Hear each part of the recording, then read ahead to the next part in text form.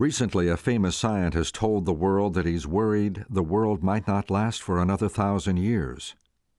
He says that man-made pollution of our Earth's atmosphere will cause temperatures to rise around the world, creating deadly heat waves on Earth and flooding the continents as the polar ice caps melt. But others think the world will end in a different way.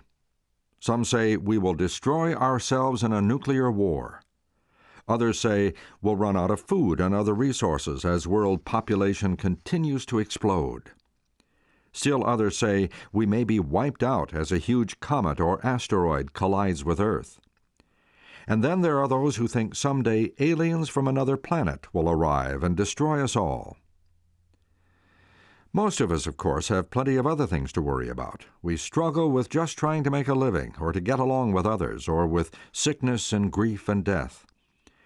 For many of us, maybe most of us, life isn't easy. It's so hard sometimes that we may find ourselves often wishing the world would end. Surely, life wasn't made to be so full of pain and hunger and weariness and stress. We want a better world. Well, my friend, there is good news. This world is going to end, and there is a better world coming. Nearly all of us would like to know how and when the world will end. Will it end in our lifetime, or 1,000 or 10,000 years from now? And who is right about how it will end? It's not that there's any shortage of prophets making their predictions, but the problem is finding prophets whose predictions are accurate, prophets whose prophecies really come true. But do you know that there is someone whose prophecies have all come true, every last one of them? Someone who can tell us exactly how the world is going to end, and whether it's going to end soon or last for thousands of more years. It should be no surprise to learn that the one who made this world, the one who was there as it began, is also the one who knows when it will end. And friends, Jesus Christ, the God of creation, through His Word, can take us into the future. He is a reliable guide. Who could know more about the end of the world than the one who began it? The Bible tells us about an interesting event in the life of Jesus Christ. One day His disciples took Him aside and showed Him the building of the temple, which had just been rebuilt by the Roman government. It was one of the prize buildings in the entire Roman Empire, a beautiful showpiece. After looking at the building, Jesus made a startling statement to His disciples. He said, "Do you not see all these things? Assuredly, I say to you, not one stone shall be left here upon another that shall not be thrown down." Matthew 24:2. This was the greatest building in the Jewish nation, and now Jesus had just predicted that it would be utterly destroyed, that not one single stone would be left on top of another one. The disciples were shocked, and as they went up to the Mount of Olives, they asked Jesus the question that all of us would have asked. And the disciples came to Him privately, saying, "Tell us, when will these things be? And what will be the sign of your coming and the end of the age?" Matthew 24:3. You see, the disciples felt that if this building were to be destroyed, it had to be in connection with the coming of Christ and the end of the world. But in the book of Matthew, the 24th chapter, we find that Jesus spoke about two different events. One of them was the second coming of Jesus, His return to this earth in glory, and His establishment of an everlasting kingdom here on planet Earth. The other one, however, was one that would be seen by many of the people alive at that time. It was the destruction of the city of Jerusalem and of the temple, just as Jesus had prophesied. Now Jesus proceeded to tell the disciples what was going to happen to the temple. He said in Matthew 24:15 and 16, "Therefore when you shall see the abomination of desolation spoken of by Daniel the prophet standing in the holy place, whoever reads, let him understand. Then let those who are in Judea flee to the mountains." Daniel had predicted that the Jewish nation would have just so many years to finish their special mission. But now he reminds the Jewish people, through his prophet, that these are the events that are soon to take place.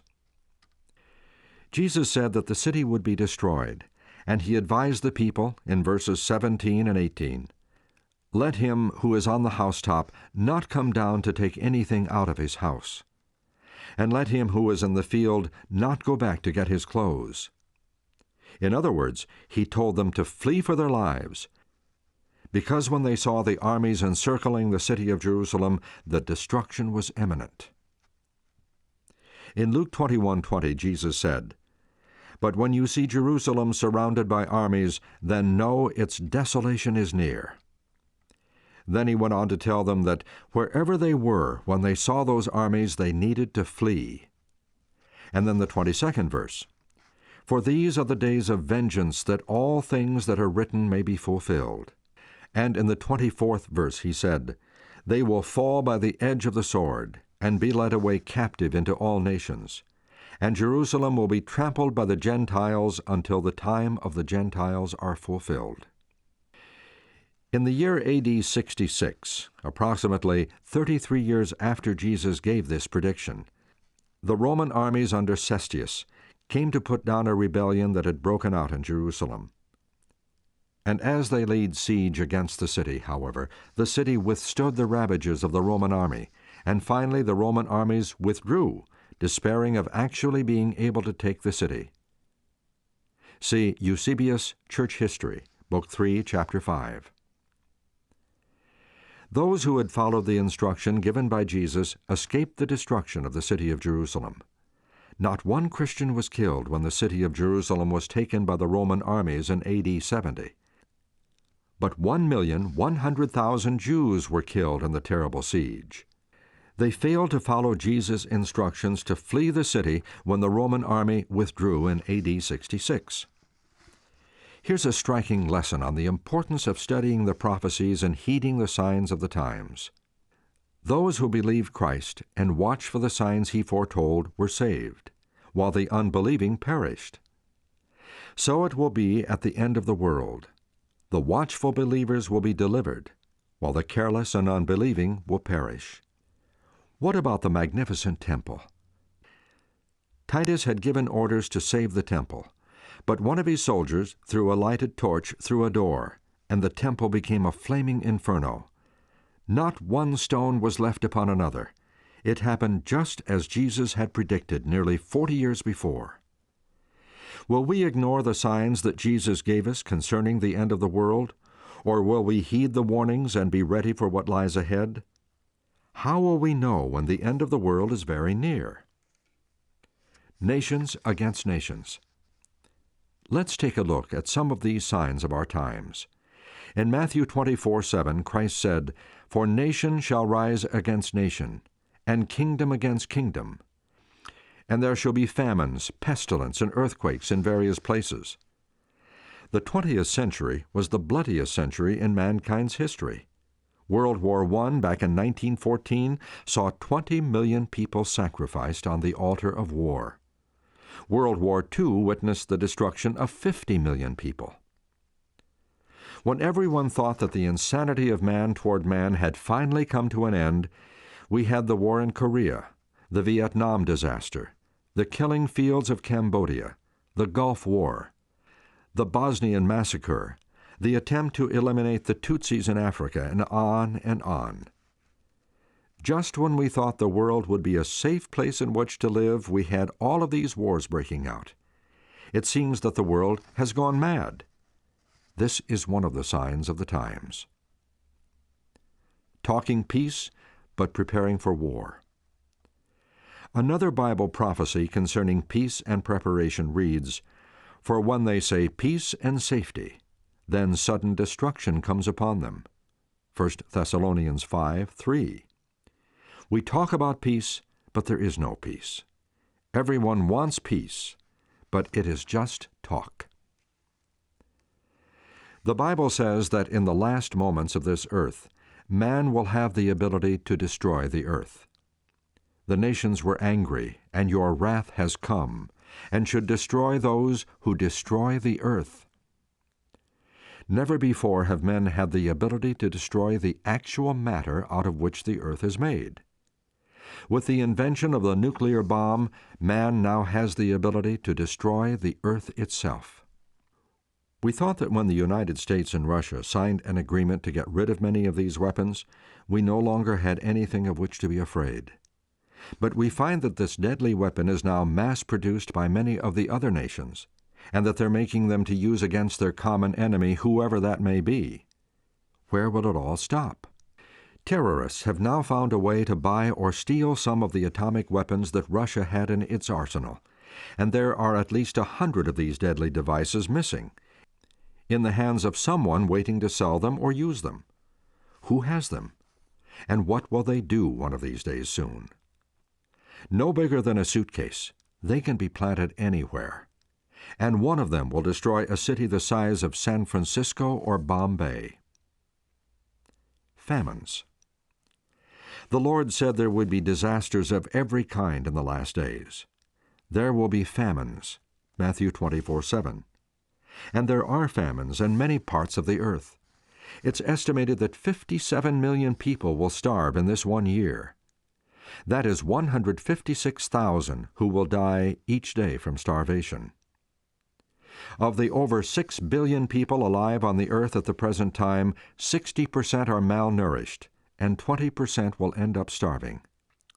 Jesus said that there would be famines as one of the signs of the end.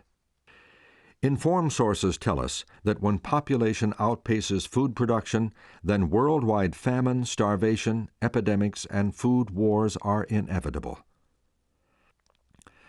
How will we feed added billions when 2/3 of the world's population are hungry now? Jesus described Earth's last-hour dilemma by saying that there would be upon the earth distress of nations with perplexity. Luke 21:25. Pestilences. Jesus said that there would be pestilences. There will be famines and pestilences and earthquakes in various places. The word pestilence today means, according to the dictionary, the same as a plague. We have many new plagues, in spite of what modern medicine has done.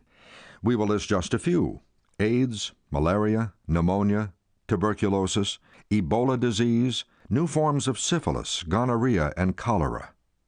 The World Health Organization says we now have 40 million cases of HIV.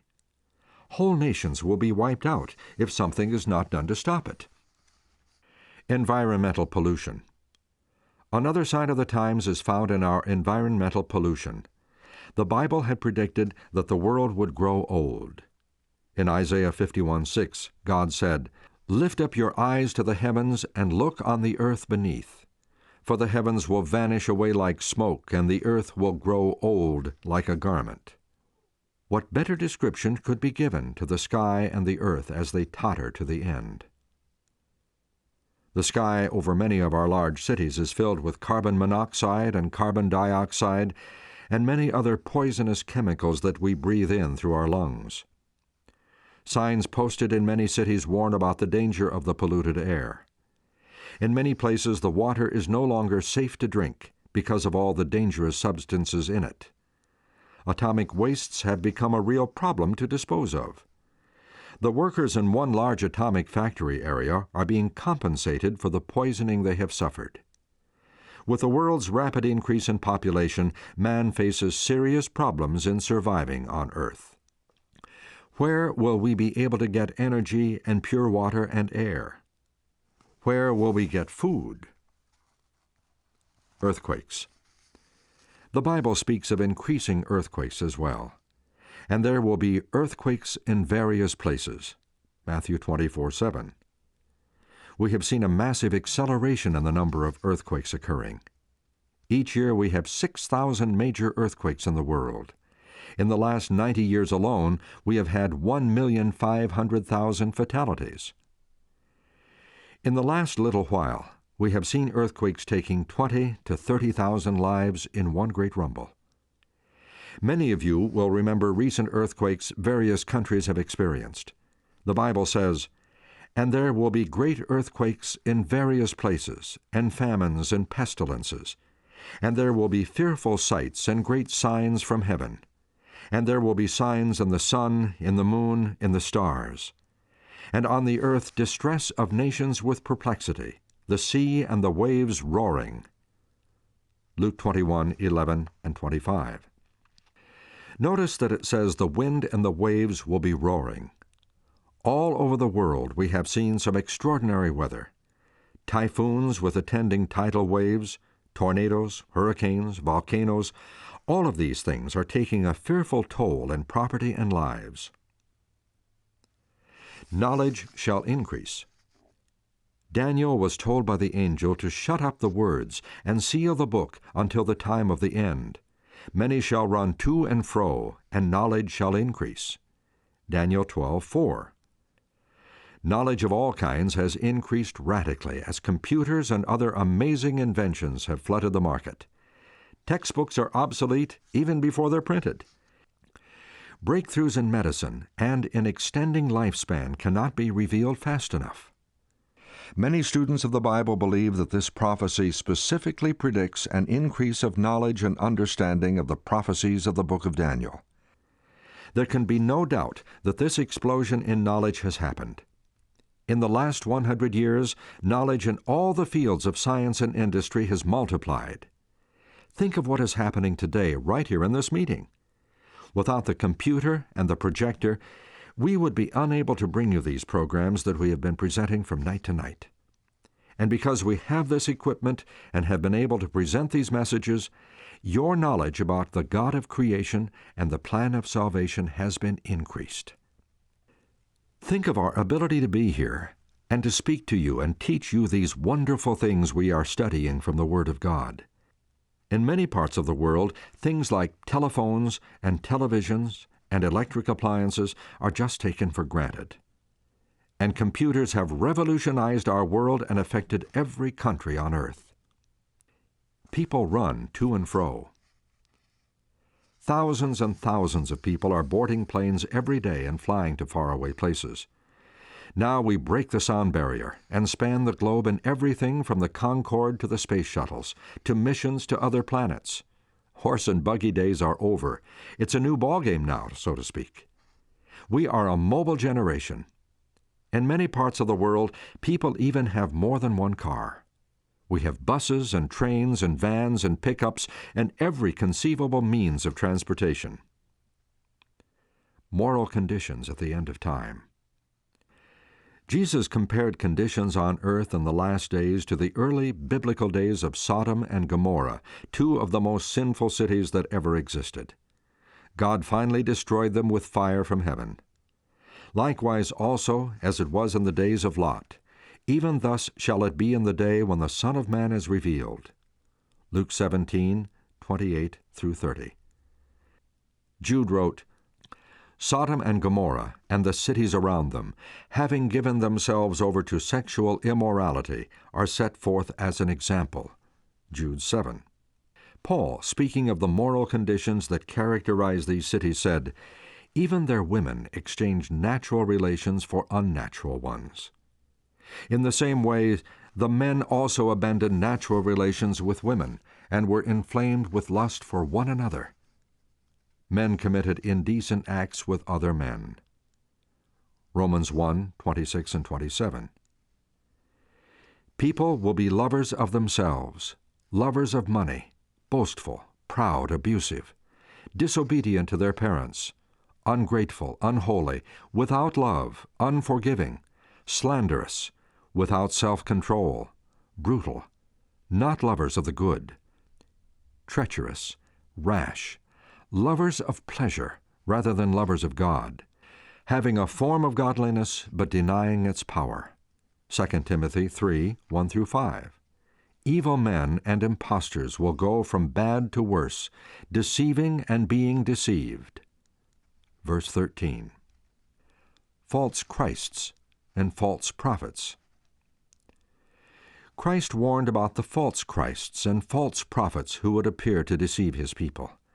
Then if anyone says to you, look, here is Christ, or there, do not believe it. For false Christs and false prophets will rise and show great signs and wonders to deceive, if possible, even the elect.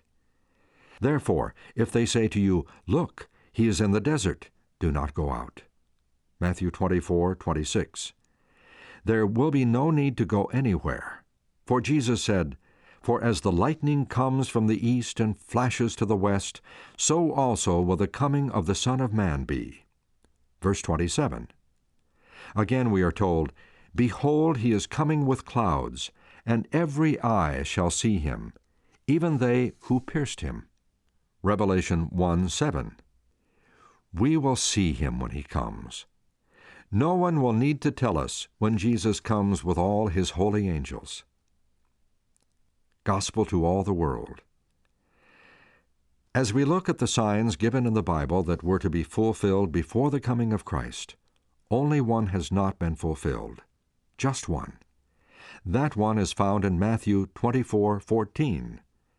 Jesus said, And this gospel of the kingdom will be preached in all the world as a witness to all nations, and then the end will come. In the book of Revelation, we find that God describes this great proclamation. I saw another angel flying in the midst of heaven, having the everlasting gospel to preach to those who dwell on the earth, to every nation, tribe, tongue, and people. Revelation 14:6. Do you realize that you are seeing the fulfillment of this prophecy tonight in this very meeting? This is a part of the preaching of the everlasting gospel to every creature. It's amazing what is happening around the world where the gospel is being proclaimed by TV, radio, evangelistic meetings, the internet, private Bible studies, and correspondence courses around the globe. Daniel has said that knowledge shall increase. In the last crucial days of this world's history, the book of Daniel will be unsealed, and that will bring about an increase in knowledge about God's plan for this earth, as well as a great increase in knowledge of the scientific world. Time is running out. The sins that called for the destruction of the world in Noah's time exist today. Without Christ's prophecies about the end of the world and his coming to set up his kingdom, man would have little or no hope for the future. He seems bent upon his own destruction, as evidenced by events now taking place. Jesus compared our day to the days of Noah. The people who lived in Noah's day were busy making a living and doing their daily things with not much time for spiritual things. Jesus said in Matthew 24:37-39, But as the days of Noah were, so also will the coming of the Son of Man be. For as in the days before the flood, they were eating and drinking and marrying and giving in marriage until the day that Noah entered the ark, and did not know until the flood came and took them all away, so also will the coming of the Son of Man be. In the book of Genesis, we find a little clearer picture of what was happening. And the Lord saw that the wickedness of man was great in the earth, and that every intent of the thoughts of his heart was evil continually. It sounds like a person who has seen what things are like around us today. Pornography and immorality are everywhere, in books and magazines, on computers and television, in advertising, in many kinds of entertainment, things that would have made our mothers and fathers blush with shame. Violence. With the flood of evil we have seen sweeping across the world, it's not surprising that violence would follow. Genesis 6:11 tells us, The earth was corrupt before God, and the earth was filled with violence. In many countries today there's an epidemic of violence. In America, a number of schools have been the stage for mass murders by either students or madmen turning their guns on innocent people. In some countries, the government is trying to take guns away from citizens who are trying to protect themselves against such things happening in the future. But it will take more than restricting the use of guns to change the way men treat each other. The Bible tells us that as lawlessness spreads, man's love for one another grows cold. Matthew 24:12. It's shocking how violent the world has become. But there is good news in these signs of the end. The Bible tells us in Daniel 12:4, But you, Daniel, shut up the words and seal the book until the time of the end. Knowledge shall be increased. There you have it.